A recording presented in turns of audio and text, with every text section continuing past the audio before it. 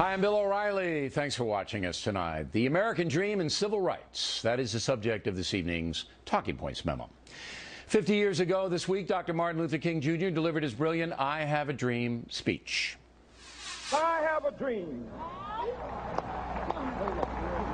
that my four little children will one day live in a nation where they will not be judged by the color of their skin, but by the content of their character. I have a dream today. Now, if you want to know the inside story of that historic speech, we provide vivid detail in my book, Killing Kennedy. You might find that very interesting. But the question tonight is, how would Dr. King see the current racial situation in America? Would he be pleased that nearly 75% of black babies are born out of wedlock? No, he would not be. Would he be accepting of the violent crime wave caused by young black men? He would be appalled. Would he accept the broken educational system in many poor precincts? No, he would not. Would he be happy with the rap industry and other pernicious entertainment aimed at the young? I do not believe Dr. King would be happy about that at all.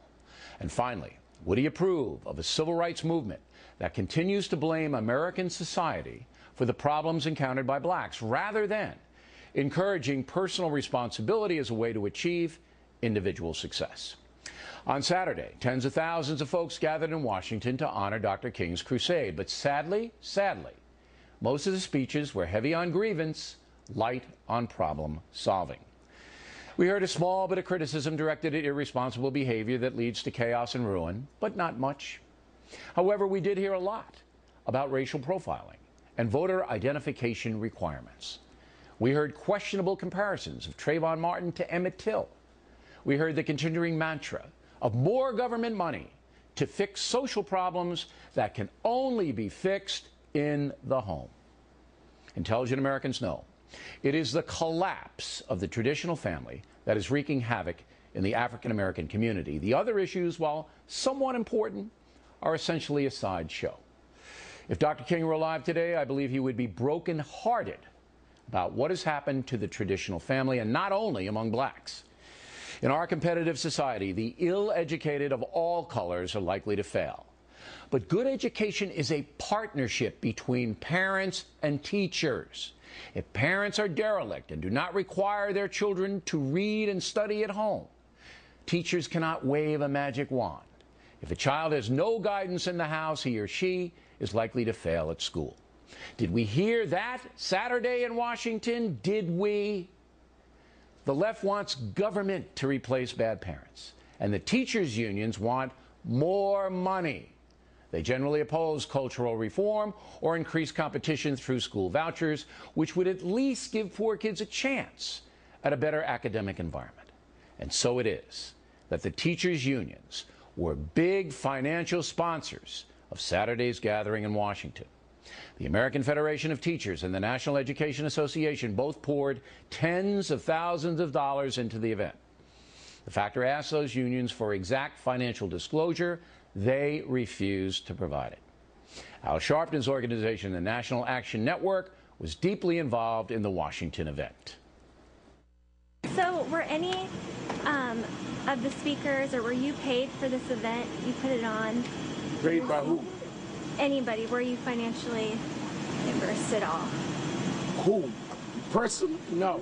None of us were paid to speak, no. What about your organization? Did it profit at all from How? From this event?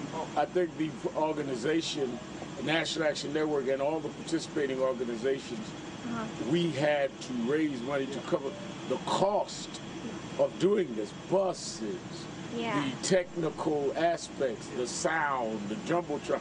So absolutely, it costs a lot of money to do that.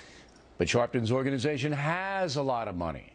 In its last IRS filing in 2011, the organization listed more than $4 million in contributions, many from far-left concerns. Sharpton himself was paid more than $240,000 that year, and many, if not all, of his personal expenses were paid for by the nonprofit group. So you can see that Mr. Sharpton is benefiting from his forays into the civil rights arena. Now, the reason the teachers' unions are so heavily involved with Sharpton and other racial groups is that they do not want educational reform and do not want to discuss putting the blame for bad education where it belongs, on chaotic parenting. The unions are demanding more money from the feds and the states. That, of course, comes in the form of higher property and income taxes, so it affects nearly everybody. Quite simply, this is a scandal. Dr. Martin Luther King wanted a fair, stable system for African Americans. He did not want a culture of debasement, awful behavior from so-called entertainers, and a collapsing family landscape. The civil rights industry, teachers' unions, far-left media, and apathetic Americans are all working together to block any kind of meaningful problem-solving or cultural reform in this country. And until Americans come to grips with that, nothing will get better. In the end, it is indeed about the content of character. When will the civil rights industry get back to that? And that's a memo.